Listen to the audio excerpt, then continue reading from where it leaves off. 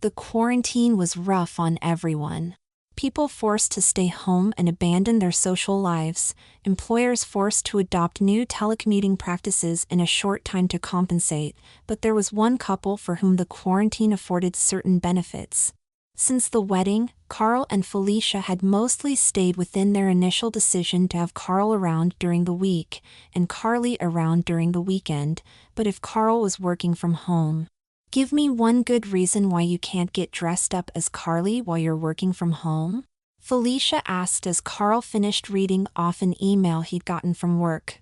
No friends or family coming by, so you can't be worried about being seen, right? I can give you two, Carl replied.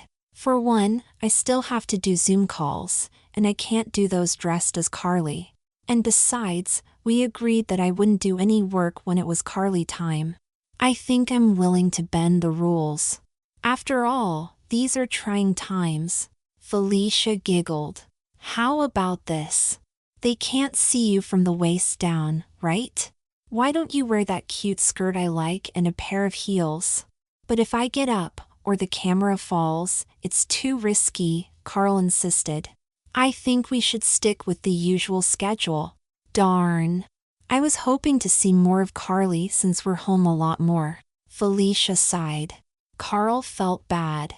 He wanted Felicia to be happy, and it's not like he didn't enjoy being Carly every week, but things were getting too close and he didn't think that anyone would really understand the whole Carly thing.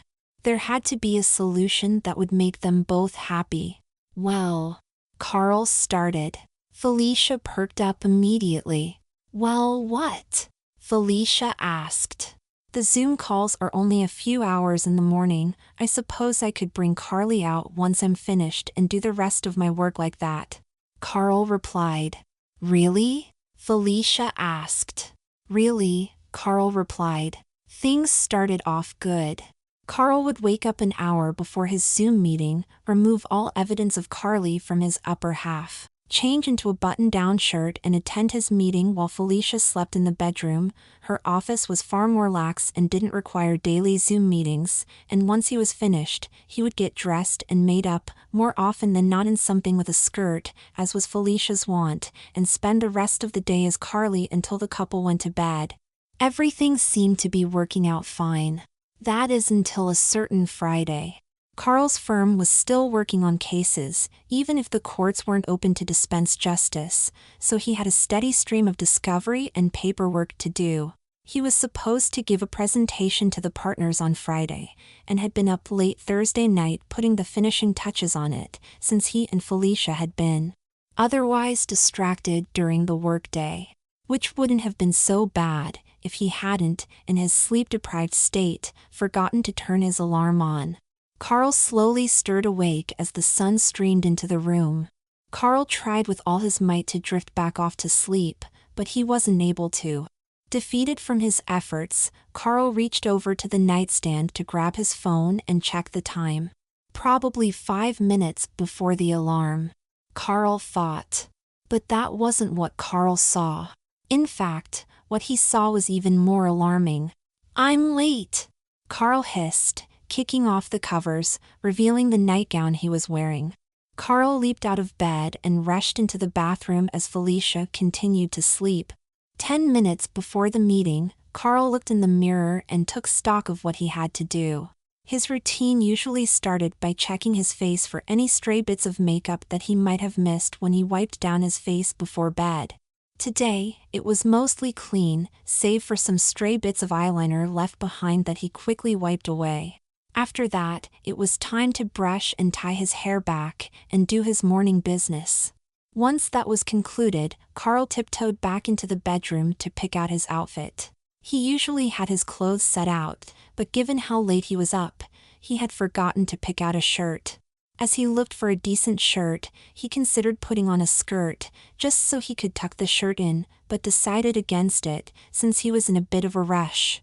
5 minutes before the meeting, after making a quick cup of coffee, Carl sat down at the kitchen table with his laptop and opened up his presentation.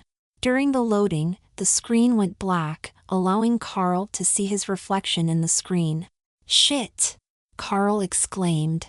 I forgot that Felicia went a little overboard yesterday. Felicia had insisted on cleaning up Carly's eyebrows a bit while he was changing, and she went a little too far on one side, and had to do the other side the same to compensate, and the gist of it is that Carl's eyebrows are decidedly feminine, and given that everyone would be looking at his face, it was something he had to fix. Carl rushed back into the bathroom and frantically checked Felicia's makeup bag until he found what he was searching for. An eyebrow pencil. Yesterday had been far from the first time that Felicia had gone overboard with Carly's eyebrows, so Carl had become an old pro at fixing it. Though he suspected some female coworkers could tell, no one had ever mentioned anything to him so far. "Just a little touch-up here," Carl said as he filled in his eyebrows. "That looks about right." Once he was satisfied, Carl headed back to his computer. The call would start any second now. Any second now. They did say 10 a.m., right? Carl wondered aloud. After a few more minutes of waiting, Carl finally just tapped a few keys and video called a coworker, a guy named Steve who Carl was friendly with, and who was supposed to be at the meeting. The call rang for a few moments and then Steve's video appeared on the screen, with Steve wearing just a t-shirt. "Carl, what's up?" Steve asked. "What happened to today's meeting?" "I'm waiting for the call to start and no one's here," Carl said. "Oh snap! Did you check your email?" Two of the partners had their internet go down this morning, so they went ahead and canceled the meeting, Steve replied. "What about my presentation?" Carl asked. "Just CC everyone and attach it to an email," Steve replied. Carl's face fell and he put his face into his hands. All that effort for nothing. Carl rubbed his eyes with his fingers. His fingers tipped with 10 manicured and polished nails. With a bright pink nail polish. "Oh!" Steve raised his eyebrow when he saw Carl's hands. Carl looked at the screen and noticed that he'd forgotten a crucial step in his routine. He didn't remove his nail polish. Carl immediately pulled his hands out of frame. Of all the stupid things to forget, Carl thought. Carl stammered as he tried to think up an explanation. "I get it. Your wife is starting to get cabin fever, right? Consider yourself lucky, mine does that for a living." Steve lifted his foot up into frame, allowing Carl to see that Steve's toenails had been shaped and painted a bright red. "Yeah, the things we do to make them happy, right?" Carl laughed.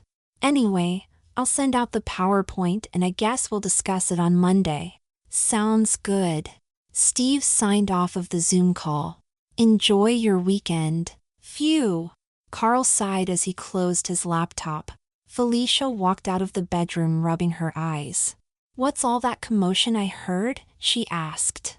Carl started to open his mouth, but instead just shook his head and started to laugh.